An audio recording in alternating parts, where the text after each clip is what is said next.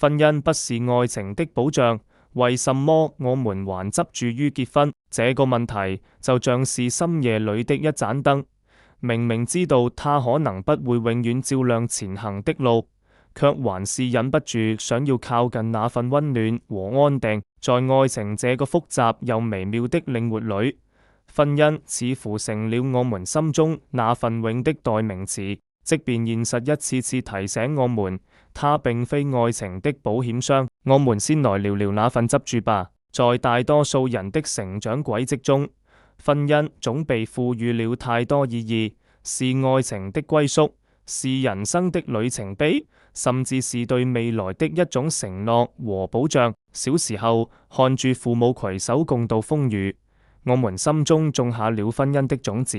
長大後，身邊的親朋好友陸續步入婚姻的殿堂，那份儀式感告訴我們，結婚是人生不可或缺的一部分。於是，我們開始在心中描繪屬於自己的婚禮場景，幻想住與愛人共度餘生的美好畫面。但現實往往比夢想骨感，婚姻不是童話，它充滿了柴米油鹽的瑣碎，也有爭吵和誤解的困擾。愛情在婚姻的瑣碎中可能會逐漸褪色，曾經的激情也可能被日常瑣事消磨殆盡。這時候，我們不禁要問，既然婚姻不能保障愛情，為什麼還要如此執着？其實答案或許就葬在我們對婚姻更深層的期待中。婚姻不只是一種形式，更是一種情感的寄予責任的承擔。它讓我們在茫茫人海中找到了一個可以依靠的肩膀，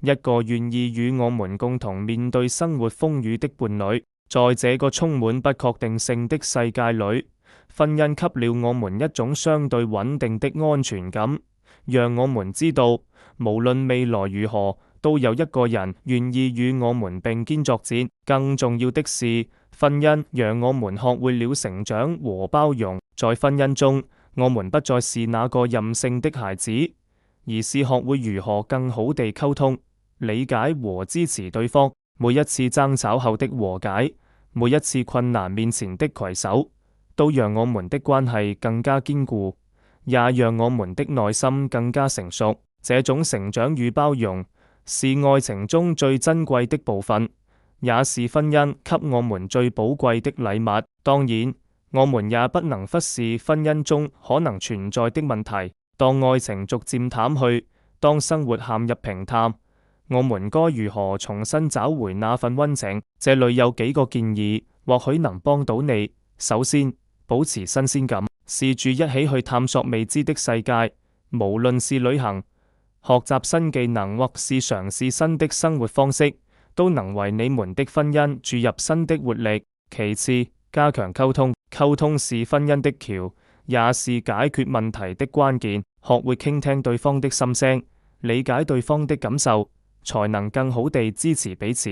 再者，培養共同興趣，找到你們共同喜歡的事情，無論是看電影、聽音樂或運動健身，都能讓你們的關係更加緊密。最後，別忘了感恩和珍惜。婚姻中，我們很容易忽略對方的付出和努力，學習感恩，珍惜彼此的陪伴與付出，才能讓你們的婚姻更加幸福長久。回到最初的問題，婚姻不是愛情的保障，但我們依然執着於結婚。或許正是因為我們渴望那份穩定的安全感，渴望在婚姻中不斷成長、包容，渴望與愛人共度一生的美好願景。婚姻就像是一場漫長的旅行，雖然途中會有風雨和坎坷，但只要我們攜手前行，就一定能找到屬於我們的幸福終點。